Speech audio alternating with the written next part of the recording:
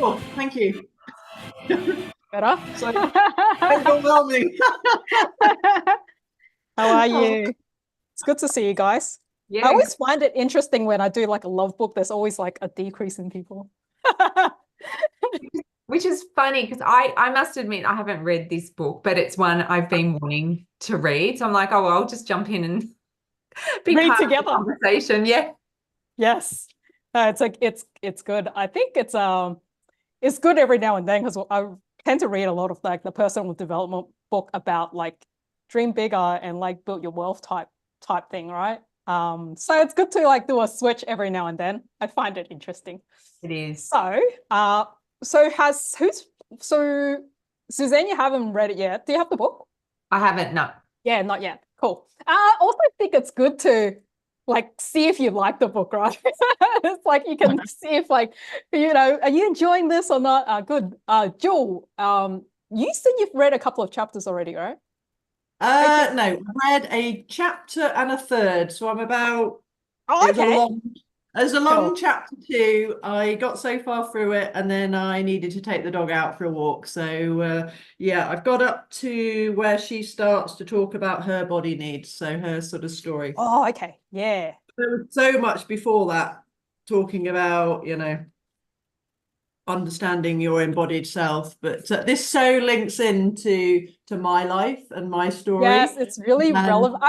Yeah, I picked this because a lot of us, like, when I look at the book club chat, I always see like what people are commenting about and kind of like what's going on in people's life. And I thought this one is like one of those ones that I think it's appropriate for quite a few of us. And we're at different relationship status, so we can contribute in different ways. And I think that's really like useful for a I lot can of us, tell you right? not what I can tell you what not to do. What else to do? No, that's learning lessons for other people, right? Well, plus the Yep. bravery. What about the courage of doing, what you're going through? I think that's all really important. So, hey Peter, hey Pauline, good to see you guys joining. So, I'll kick off, and then you guys can jump in whenever you want. I think we're small enough to, not kind of override each other. And I really want this to be interactive because I would say some of you guys would be better at relationships than I am. So, chip in wherever wherever you are. And I decided to be more on YouTube as well. So this thing is actually streaming on YouTube now. So for the people that can't make these sessions, because it's like 8 o'clock in Australia and it's like crazy time in US, they can watch the replay, I guess. So we'll see how that goes. Just so you guys know. I know you pressed like the accept button and things like that, but just to let you guys know. And the book club link have changed because I lost the old link. Apparently, I learned that in Zoom, if you don't use the same link for 30 days, it expires. Oh, no. All right, so new link. All right, well, new book, new link. So it kicks off this way. You're probably reading this book because there's a relationship in your life that's causing you stress. Whether it's with a romantic partner, parent, sibling, child, friend, or colleague. You like your dynamic with another person to change. And if you're like most of us, you'll like this change to happen as quickly as possible. Some of you may even be on the fence about continuing to work on a particular relationship, unsure if it's worth the effort or if repair is even possible. Others may be having difficulty finding or sustaining relationships, fearing a future of isolation or loneliness. So in here, I think she sets a really good scene of like what this book is about. And so she has a background in psychology and she's worked with many clients already. She's done another book called, what's it called? Someone will know. Like something to do with your working. How to do the work. It's in the front Yes, how to do very the work. That's right. Yeah. So there was that book, How to Do the Work, and this one is particularly focused on love and relationship. And so she talks about despite our best intention and effort, most people are unable to create like the clients that you've been working with. Most people are unable to create or maintain a relationship that they wanted. And many of them has grown to be frustrated and often resentful in that process. So she's talking like in theory, if we don't feel supported asking somebody else to change seems like a good plan. Like it's always like, how come that person is not changing this behavior for me, right? But it usually doesn't work, at least not for very long. So instead of seeking external changes, which only increases the tension between people, we need to use another way. So, and she talks about her own life a lot. So she's like, okay, what am I supposed to do then? Because she found herself feeling lonely and unloved. And she talks about how she was in this relationship with her partner, and it's like Christmas. She received this gift, which is like a Circus Delay tickets. And she loves Circus Delay. So she's thinking, my partner is like, she listens to me, she loves me.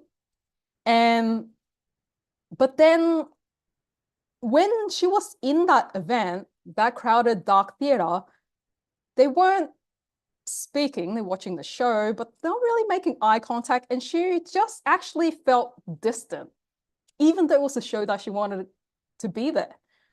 And she really appreciated those tickets. So in that moment, she thought, I never really learned how to emotionally connect with anyone because no one around me was emotionally connected either, like when she was growing up. So she kept holding other people responsible for her relationship problems, expecting them to change. And she couldn't see how she was contributing to her own role of her being unhappy. So slowly, she started to see that she was the one constant in all her relationships and started to realize that she can't control what people do or couldn't do. So she got to this point where she's like, okay, well, as adults, we've got this like deep fear of unworthiness. And we want other people to like accept us. But when we chronically not get these meets, that the unmet needs that we wanted, we keep feeling like unsafe.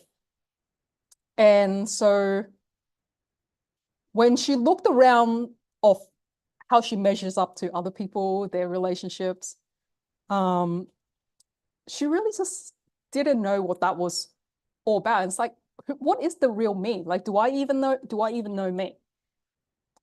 And so she realized that she feels overwhelmed all the time.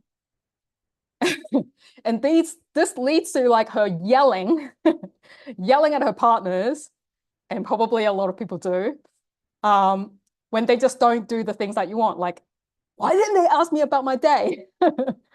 And then just having real difficulty having conversations with her family, just shutting down with friends, family, people that's supposed to support her. She felt like, you know, these people are here to support me, but how come they aren't? Just getting like really resentful and reacting to this.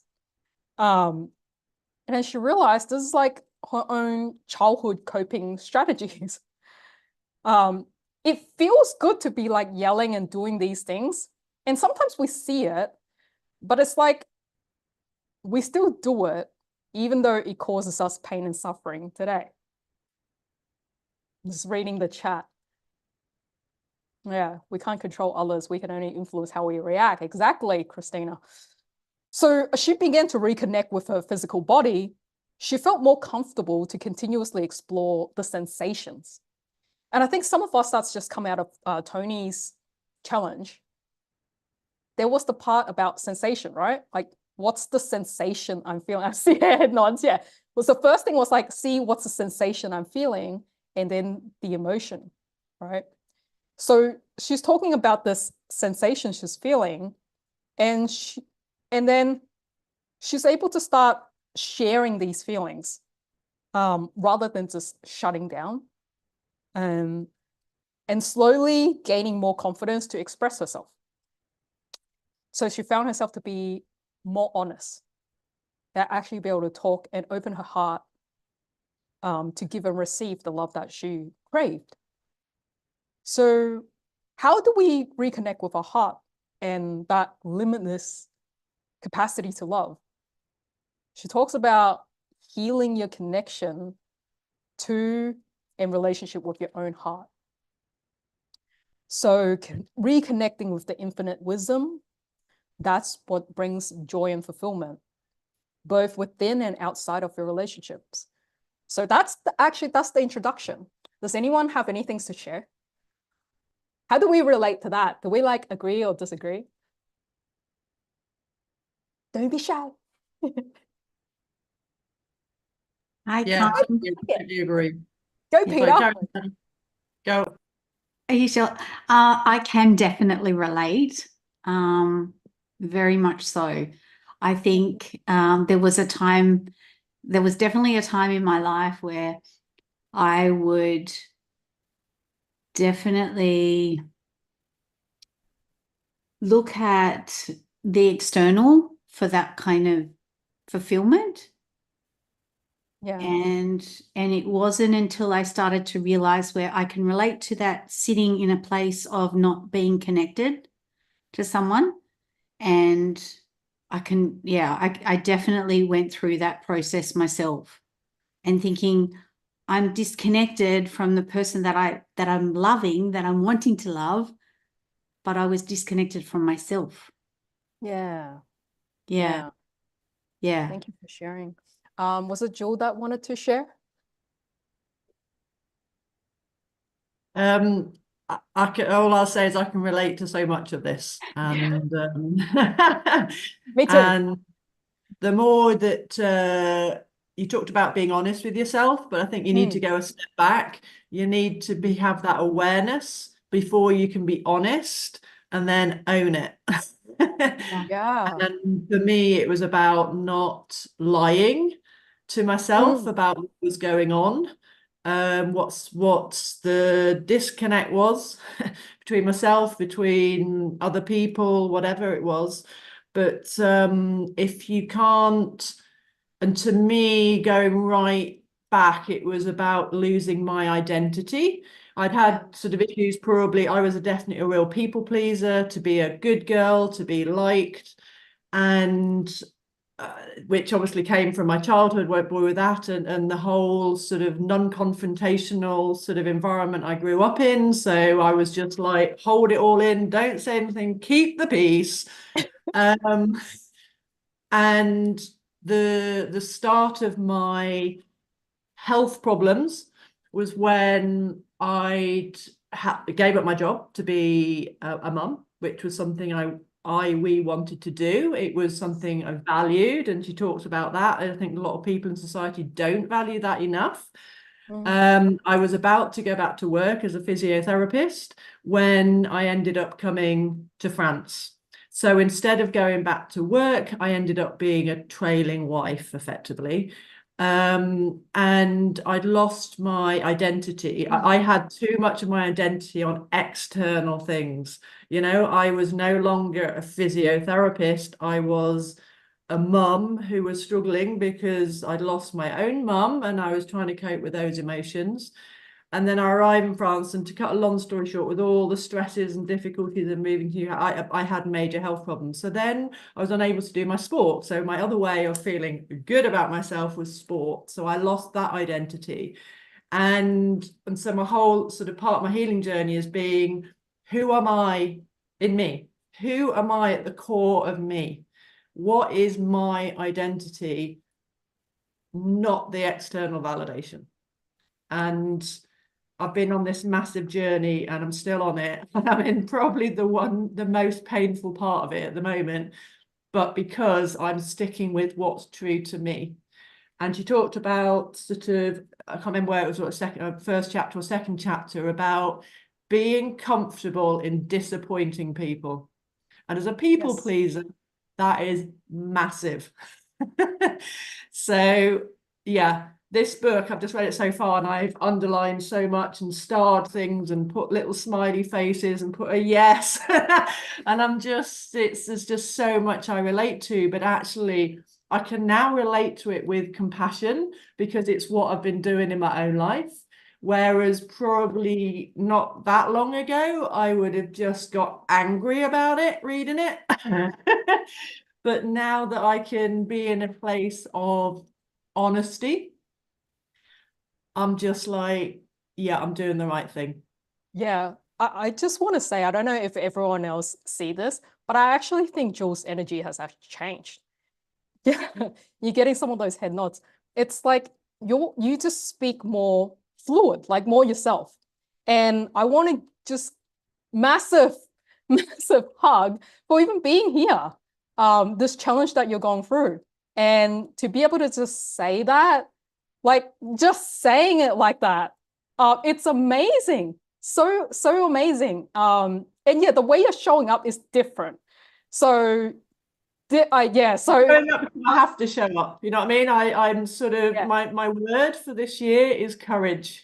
Yes, and you're showing that. Like this is a real demonstration of courage. So I want you to just know that, because I recognize that. And I know that this thing is tough right now, but you going through this with this positive energy and showing up the way you are, Jewel, I know this is very impactful to a lot of people just seeing Yeah, you doing thank what you're you. doing. And I think, as I say, it's the discomfort, but I think that what helps is I know I'm in these amazing groups like this of people who, I'm not saying totally understand, because the bottom line is it's our own story, it's our own personal thing, but people who can be non-judgmental and just hold you with that space. And I'm getting emotional now as I was talking, there was lots of hearts coming up, and Yeah. I just want to thank Let's you. reveal it. I'm coming here with massive vulnerability. Massive. This is the biggest thing I've ever done in my life, because for the first time in my life, I'm standing up for me. Yes, No absolutely. And I know that previously when no we one has ever stuck up for me, and this is part of the problem. So many times when people have outwardly seen people abusing me and they've not stood up for me, and I've just said, enough. Yeah, massive step. Yeah, big hugs. Christina. So if people want to know what not to do, I can tell you what not to do. But I think it links back to sorry, just slightly outside of this, but going back to Siri's book and the Q&A there.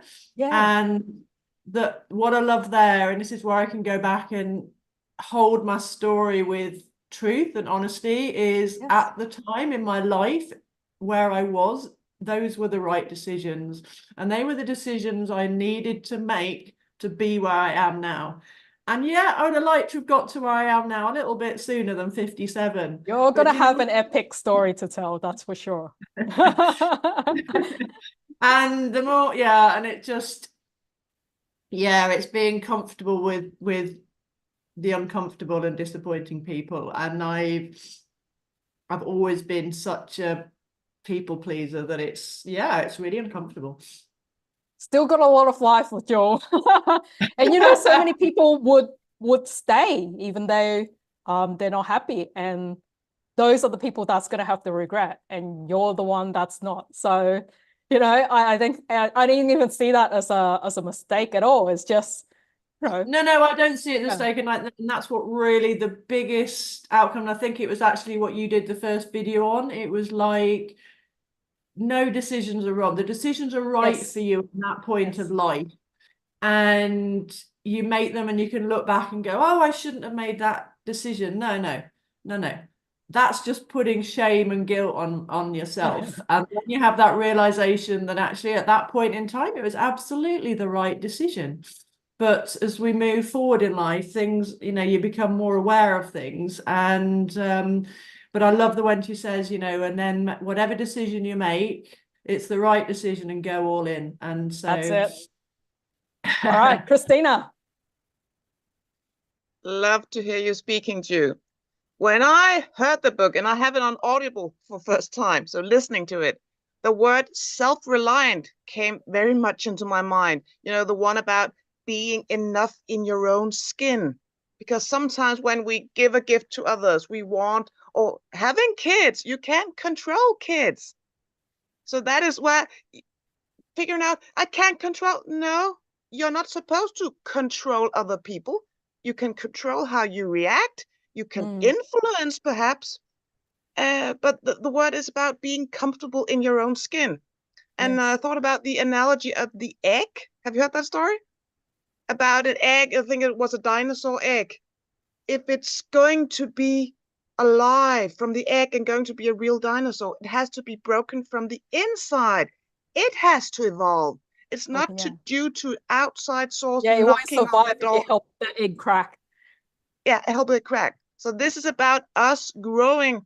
And I so agree with you, being in the right surroundings, just to have an ear, being open. That is so true about having to love yourself. The other thing I really want to recognize that of something that Jill mentioned was the motherhood thing. Like, I'm not a mother, but when I see people that are moms, it's not like you're just a mom. It's like, I think that's the thing that hurts a lot of women. It's like when they become a mom, they lose their job and they lose their other identity and they feel like they just smaller. It's like, no, motherhood is a big job. So yeah, I don't know why that stigma is there. But yeah, no, moms are amazing. I'm forever like looking at moms like, I don't know how they do it, how they juggle that many things. Just truly amazing. All right, let's hit chapter. It's a let's lot go to about, chapter. just an add-on, it's a lot about belief. What is people's beliefs about moms? Even Yeah, if they're because they're at working or home, they not don't working. see them. There's no society things to show off. Right? All right, so yeah, no, recognizing moms and their greatness for sure. All right, the mother or the mother. The power of your relationship. So most of us view a relationship as happening to us rather than with or even because of us. We fall in love getting swept up in another person's passion or power. We pick the wrong person over and over, missing the red flags repeatedly. Even if we think we know better, when a relationship falls apart or ends, we often blame the other person, believing that they were unwilling or incapable of making us happy. Often difficult to recognize the active role we are playing in relationships, choosing certain people for specific reasons. We're satisfying our unconscious needs that we're not even aware of. And then we're reacting familiar interpersonal habits and patterns from our earlier relationships. We often feel powerless, focusing on the things we can't control. We can all be the love we seek, regardless of what others are doing or what's happening around us. She talks about we don't share our feelings unless we were upset, worried about something. And we seem to only be like comfortable talking or complaining about stuff that hurts or bothers us. I don't know about you guys, but in the Asian culture, it's very big like that. We don't really share our feelings about positive, happy things. We tend to just we just hear complaints all the time. So because of that, the way she talks in this book, it's like we become emotionally unavailable. So at this time, she was dating a guy called Billy, and I think it's a guy. I'm pretty sure it's a guy. Because Billy is like a girl, both gender kind of name, right? But Billy said she was emotionally unavailable, and she never thought that when she was in the relationship. And then later she realized, oh, of course, I was emotionally unavailable. I'm gay. And then she realized the truth is that she wasn't actually open or available for emotional connection. So because of this emotional distance, and she was just avoiding any deep connection with anyone. And she knew that, but she was unable to like communicate this, the hurt, and then she just had like this real resentment. I'm like, is that a girl? Yeah. So okay, so backtrack a little bit. I think Billy was guy, so she felt emotional unavailable. Then she dated this person called Sophia, which is a girl, assumably. But then she still felt the resentment. So now there's like this confusion. So it's not just do I like guys or girls? It was just like she just emotionally wasn't available. So there was always this like emptiness she felt. And then she kept continuously trying to mend this, and her partner's trying to please her. And they even spoke about marriage. And then she went into this relationship where she got married, but then she was still not happy. And so she really felt like this feeling of distancing herself from others is just self-abandonment. So she got to this point where she's like, okay, it's just emotionally neglecting herself. And what is this whole thing about trauma? So she felt that she never really knew what love was because she wasn't really loving. And she associated this with her parents wasn't available when she needed them. So she could never like share anything with them. And so she would avoid like sharing anything that was vulnerable. So she became detached, suppressing her feelings. And then slowly she's like realizing that she's being conditioned to these habits that she's forming. So she's like changing these habits. And this was like realization of boundaries. So she didn't set any clear boundaries at all. And that's from like not even understanding herself and what she wanted. So this chapter focusing on understanding how childhood trauma is affecting us. And when she say the word trauma, she wants us to know that we're not talking about like natural disaster, war, rape, incest, abuse, not necessarily those trauma, because that's what people tend to associate that word with, but it includes just being overwhelmingly stressed when we're in a situation where we feel like unsafe, insecure, because we didn't have emotional support. And as children, no matter who our parent figures were, or whether we think we had a good or bad relationship with them, we instinctively look to them for guidance, absorbing the information about ourselves and our world. From them, we learn how to express or suppress our emotions. So young children copy most of what they see their parents figure do. So then she goes on to talk about you're driven by your unmet childhood needs. When we feel emotionally safe and secure, we're able to trust that another person sees, accepts, and appreciates who we are, can give us space to change or evolve, and has our best interests at heart. And she talks about the feelings associated with like childhood emotional neglect or abandonment actually activates the same pathway in our brains as physical pain does, sending our mind and body into continuous stress response that causes trauma. I really felt this personally. There was a phase when I was like in my relationship and I was like broken up. I really felt a physical pain. I didn't know how to deal with it. It was like every day I will wake up and I feel like my whole rib cage will like just break. It's like it's being ripped out. And it sounds kind of crazy to like have that physical sensation. I'm like, what the hell is wrong with me? I actually thought something was wrong with my heart, that I went to see a doctor and like actually did like one of those EEG scans. And it's like, there's nothing wrong with your heart. I was like, what am I supposed to do with this? Like, if it's an emotional pain, will it still feel real? How do you get rid of it, right? So she talks about your parents' figure didn't or couldn't see you as a separate or unique individual, often treating you as an extension of themselves who needs to follow in their footsteps.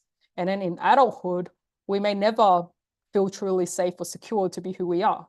Your parent figure didn't or couldn't pay attention to you because they were distracted with their work. You may be self-isolated or hyper-independent. So yeah, like my parents would just work. In fact, in Hong Kong, it's very common like that. So we work Monday to Friday and people don't do a 9 to 5. They do like a 9 to 9 or something, you know, like they just work really long hours. And pretty much everyone is normed to work on Saturday as well. So it's only Sunday they get a break. So, and we have maids. So most kids growing up in Hong Kong, they don't get looked after by their parents at all. Like they just go to work and then the maid is the one that like looks after us. So I grew up in that environment. Didn't know English at the time, and she was Filipino, like most maids are in Hong Kong. And so she would scream at us. like when we did want something, she would scream at us and like this close to us, to our face. So it was like relatively traumatic. And then when we don't like stuff, she would like hold up these like fake spider, like real spider that are like, I don't know what you call it, what they do to it, but they like, you know, you can like preserve them. So she'll pull out these like massive huntsmen and like shove it in our face. So, yeah, so we'll get like really scared. And then even when I came to Australia, when I saw real ones, I'm still scared. I don't know if I was, well, spiders is scary. I don't know. But like it didn't help, like because I grew up then with my grandma, and I don't know, like my parents wasn't around, so I kind of had the same like traumatic experience, like, but like more like we'll have like, there was one night I'm like just sleeping and there's like fucking rat just like in my like bed. Like I actually woke up like by something crawling on me, and it's like freaked out. It's like, oh my God. So yeah, it's like all this weird shit that happened childhood. And I think, yeah, like totally not feeling safe. Parents wasn't around, got no one to tell, don't know what to do, can't escape home. So yeah, a lot of that stuff kind of built up. I mean, it helped me become the person I am, like, you know, independent, strong and all of that. But yeah, like there was a lot of these things that I also had to like unravel as part of like relationships, right? So yeah, so it's like quite funny reading this book. There's like a lot of things I'm like, yeah, I relate to that. So she continues to talk about never really feeling safe enough to share what's going on. She talks a lot about that, and that our nervous system can activate like this freeze or shutdown response when we feel like we're in danger. So our body gets stuck in this like stress mode. And we don't know what to do about it. Like, so she's like, in other words, we can't help it. So she then introduced us about neuroplasticity, where we can form new neural connections. So this is now like, we can change our brain standard operating mode. This is also what I discovered, right? So it's like, okay, so how do we just reprogram ourselves? So she talks about, if we truly want to change our relationship, we have to change our subconscious, which means shifting how we instinctively think, feel, act, regardless of whether it's with new people or those that we already have. So we've got to become conscious of witnessing the conditioned habits that lives in our subconscious mind, creating and maintaining that trauma bond with others. So this is active awareness. There's like a checklist here for us. So it's a emotional safety and security checklist. I basically can't like check any of these. So if you go page 33, there's a checklist, like, you know, it's like, I was often comforted and supported by emotional present adults when I was upset.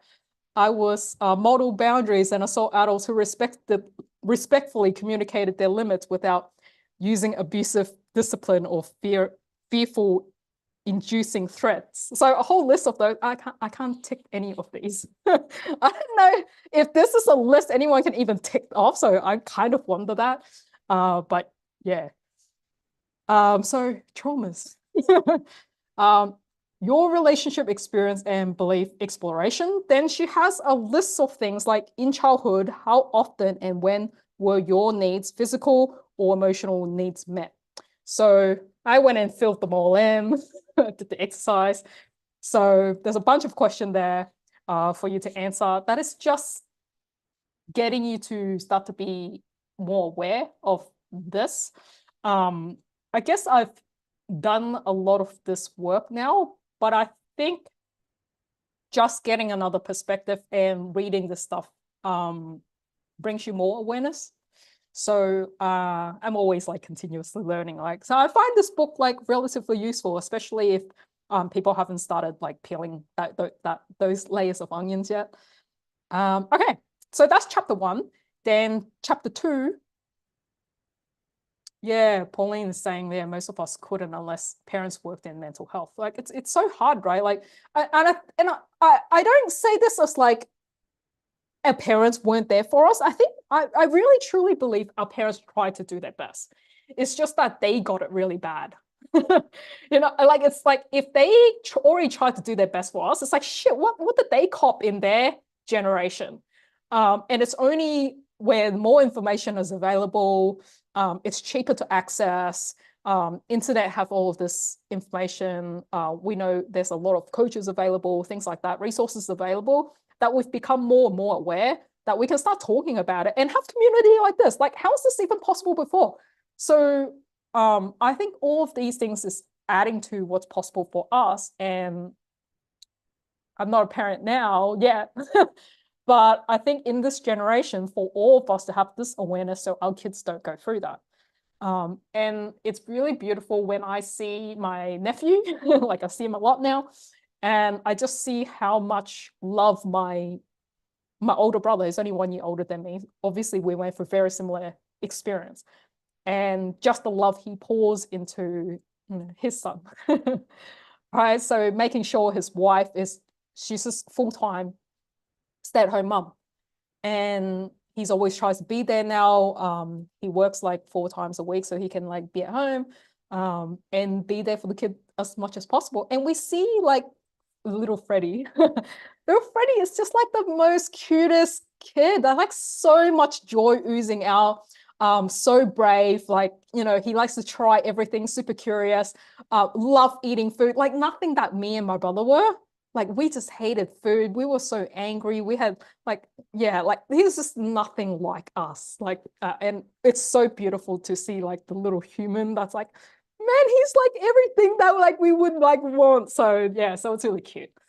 And I think, you know, with us having all of these awareness, I'm sure you guys are like great mums that are raising your kids, especially you kids. So yeah, so really beautiful. Share pictures. I want to see pictures of like what you guys are up to. No scare tactics. Yeah, like the fear-based stuff is not great, right? I got so much fear-based stuff. I know that my dad got worse fear-based stuff. I don't even think I should like say them out loud. I don't think, you know, people would actually get in trouble for doing that stuff now. But yeah, like the kind of whipping people got. I've heard terrible stories. I won't repeat them. It's across cultures. It's across cultures, not just your culture. Like everyone's grandparents and parents, you know, like, yeah. And I think what you're seeing in Freddie, was his name? Yeah, Freddie. Yeah, it's because your brother's like, oh, I know not what not to do, What not you know? to do, yeah. And Yeah. that's just this little angel of love. So that's great. That's beautiful to hear. Yeah, it is beautiful to watch him go. All right, so chapter 2, she introduces soul. So I don't know, are we like spiritual? Do we believe in soul, or we're like yeah. So she was like, if someone had asked me about my connection to the soul 10 years ago, I would have laughed. My soul? What soul? And she talked about like having this, like her perspective changing after going through an emotional crisis. And she now understands that as like my dark night of the soul. And it begins, not surprisingly, at a time when I reached the end of my lifelong list of achievement, receiving my PhD, maintaining a committed relationship, and making a stable living environment like her private practice, and still feeling deeply unfulfilled, despite everything had been accomplished in my life. Oh man, it's kind of funny. Like the people that go through that, it's like the same thing. Like I know exactly what she is saying, like about that. I had that exact moment. And today I did a podcast with someone and he said basically the exact same things in different words. Like, I think we all go through this like thinking we need to achieve certain things, and that's the thing that will make us happy, then the whole world come crashing down because it just doesn't.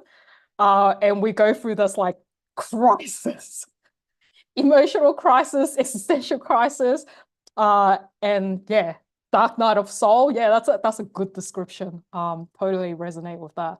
And probably a lot of you guys too, because you guys are all like on this journey and wanting to be coaches and wanting to serve. Have you guys all had this moment as well? Or yeah, some nods. Yeah. So if you haven't, I hope you don't go through that pain. Maybe learn from some of the people in the room so you don't have to go through that. She talks about like wishing to have that perfect partner and realizing that just doesn't exist. We're not here it's not for anyone to come rescue us or complete us.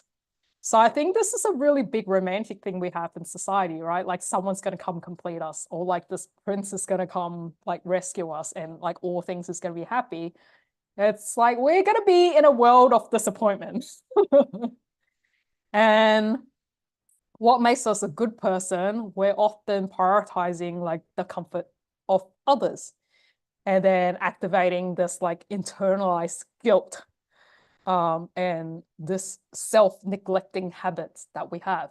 So keep trying to do the thing, like be a good wife, do the thing that you want. Especially, I think I see, when I think being a coach, a lot of women that I work with, I find that because they haven't been able to generate their own income, they've been reliant on their husband, because they've been a mama raising the kids. And as part of this, they can't financially look after themselves. And because of that, they feel obligated to do certain things for their partner.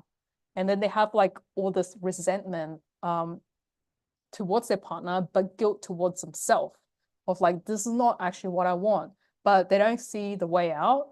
So I think one of the things is like, recognizing this self-love and being aware of what we want, so important, and our role in this, like the boundaries in the relationship, but also how can we gain more control of our life. I understand that when kids are young, like really small, it's really difficult for moms to like have any time to upskill themselves. I think it's important that to just find that little piece. It's like, if they can do something working from home, what would that piece be? And then acquire that skill set, just a little at a time. I think even just like half an hour every day will just stack their skill up so much over time. And that new belief in the skill set of themselves will allow them to start something, just a little. And I think if the stay-at-home moms, any stay-at-home moms that are like kind of watching this, to be able to just even earn that first $100 online and someone seeing that value, I think that's a big thing. So definitely do what you can to gain control of your life. All right, so she continues this with, she wasn't able to be honest with herself about her deepest needs and desire. And she goes, I would never be able to truly or authentically connect with another person if I wasn't honest with myself. And she had to strip away deeply embedded layers of conditioning. The more clearly I was able to connect with my authentic self, or who I am at my core, and my authentic self wasn't just part of me, it was all of me. I had a unique way of being in the world, an essence that made me me. Finally, it dawned on me, this is my soul. My soul is my essence. What makes me special for being the individual I am? It is an energy that is unique to me, always swelling and shifting with the people and things around me, creating an individualized expression that no one else in this universe can possibly have. I think that's so beautiful. So many people don't see like that they are special, and like each one of us is. So she talks about, to learn how to reconnect with my physical body, got to explore the subconscious mind. This is how we begin to integrate and our embodied self, and eventually heal all of our embodied relationship with others. Anyone have anything to share at this point?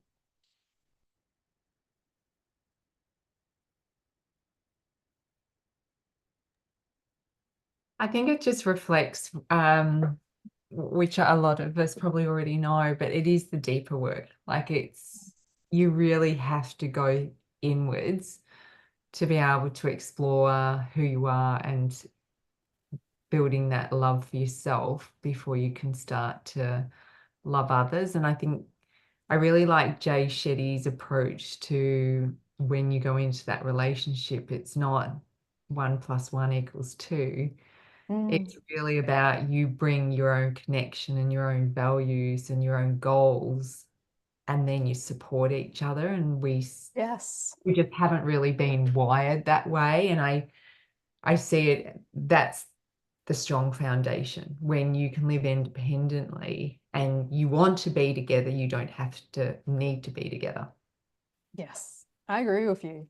Yeah, I'm not sure why like so many of us like feel so afraid like in the relationship to actually share our goal. Which is really odd when you think about it. It's like you're both walking on this journey and this relationship building together. But I find so many like female friends like they don't want to say what they want because they think the guy's gonna leave.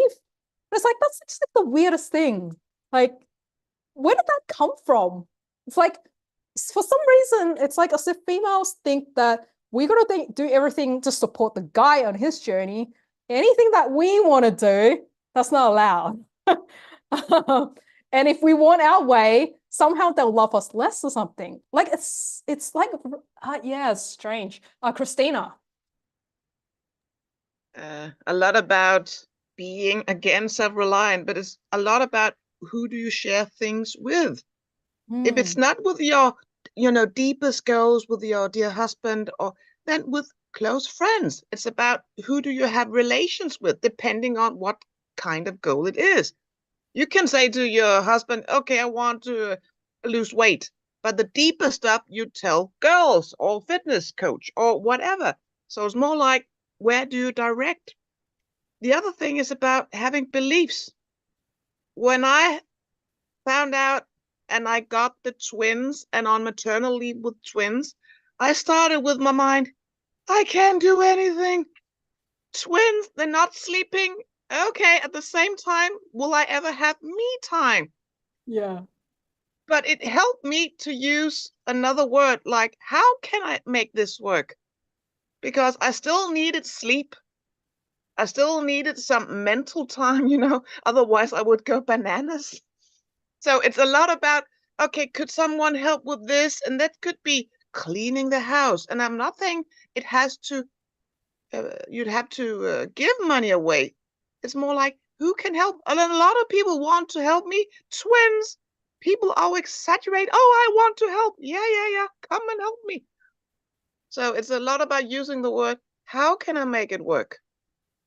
And sometimes lower your standards, lower what your goals are, and just enjoy your kids when they're small.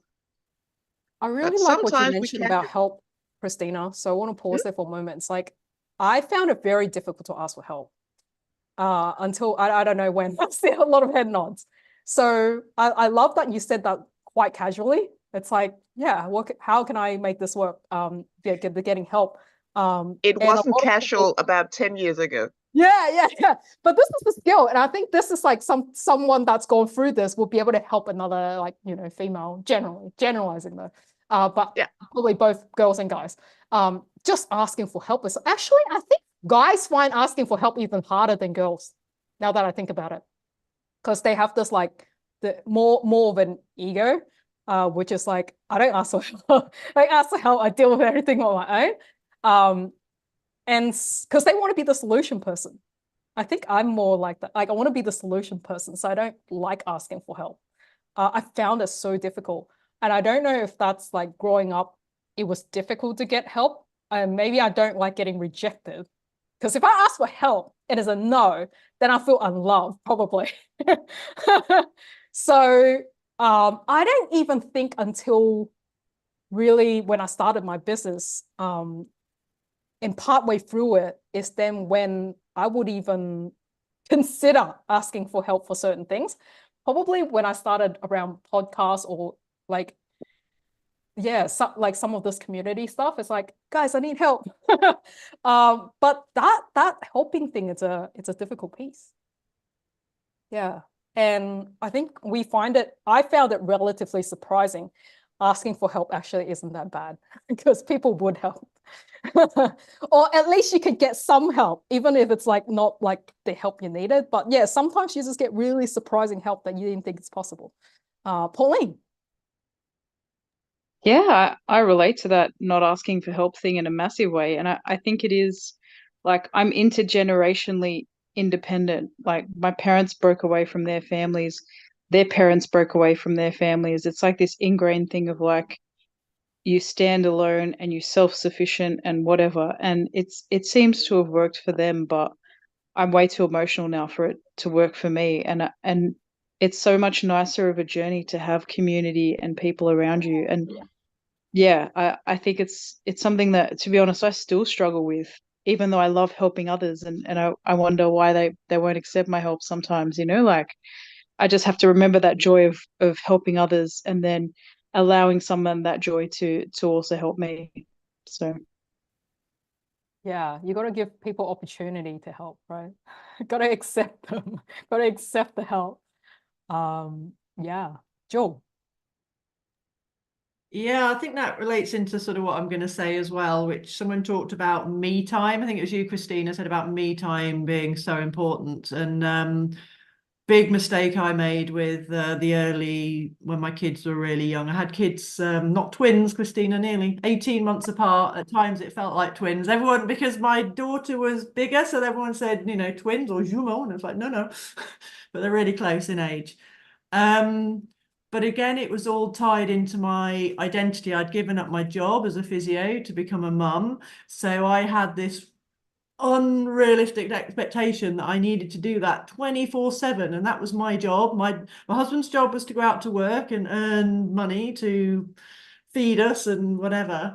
And I never asked for sort of me time. I was always the sort of primary parent that was on call, inverted commas, partly because my husband seemed to have this amazing ability to be able to block it all out and not realize when they needed help. But that was a big issue. So I love what Laura's doing with you know, doing work with mums of young children, the real importance of having time for you. And it didn't help that I remember one time I was like, I just need to get out for an hour, and my eldest wasn't that old, and so I said to my husband, was all a bit freaked about me leaving this baby just on him. And I said, just put the wilkie net on. And wilkie net is like one of these things you tie the baby in and you put it on your front. So I suggested that he put the baby on him, and he went and did whatever he wanted to do in the shed. We didn't have a garage at that point, but the big shed. I come back an hour later to this absolutely screaming kid.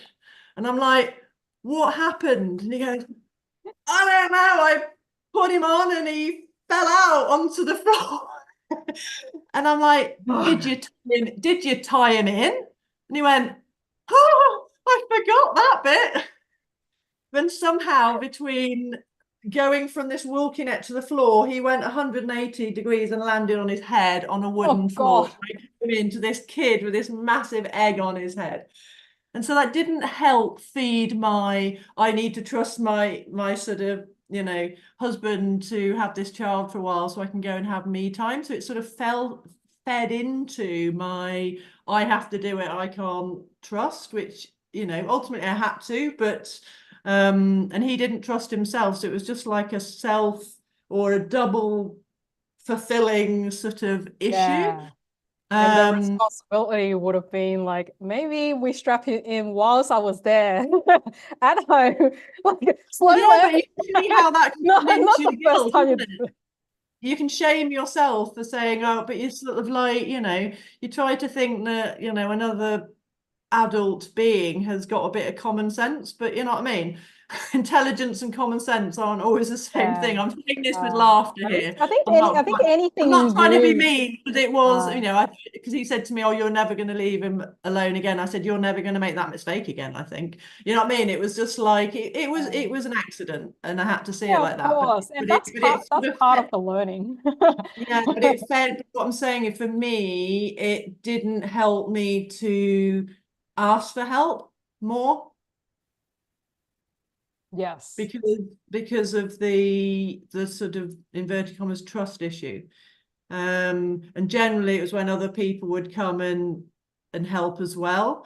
So it's sort of looking back and seeing, like I said, owning where I went wrong and being honest about it. And I didn't prioritize me, but that all comes back from being this good girl, and you know, I had to do everything for everybody else, and the kids and husband and friends and family and everybody else were higher up the importance priority than myself. Whereas now I've flipped it. Yeah. Good reflection. Right. So all right, so we got so close to time. All right, so we'll finish off with this bit, which is think of integration as a fruit salad rather than a fruit smoothie. Each piece maintains its distinct qualities while all come together to form something more delicious than the individual parts. So yeah, and I think that goes for like all relationships, right? It's like this community. It's like, yeah, each one of us can do our own bit, and then like all of us coming together, it's like we get something more beautiful. And we totally saw that just in the recent event as well with Siri. Without all of you helping donate and contributing to it, that event also wouldn't have happened. So yeah, I think that's a beautiful way to end this. So we'll continue reading this next time. If you guys want to catch up on it, catch up on that. There's like quite a bit more in this chapter. There's like your authentic needs checklist. So there's a lot of exercises in this book. Talks about healing your body and then getting us to have a daily conscious check-in. So if you haven't got the book, this would be the homework. Opportunity work. I like to call homework opportunity work. So opportunity work is we want to take just 3 times a day. So pick the time that works for you. You might want to set an alarm so that you don't forget. And it's just that in that moment, you check in with yourself to see what sensation you're feeling in that moment and what are you thinking. Just being aware, just observing the thoughts. This is not to think more. It's just observing what your thought is in that moment and observing the sensation that you feel. That's all it is. This is a great way just to begin the daily consciousness check-in with yourself. So the recommendation would be like morning, afternoon, night. So maybe set the time to what suits you and then just see what happens. Just do this for like 1 week until we meet next time. Then we can have a little chat about what we found. I'll do it as well. Yeah, sound good? All right, cool. All right, well, I'll catch you guys next time. Enjoy. Bye.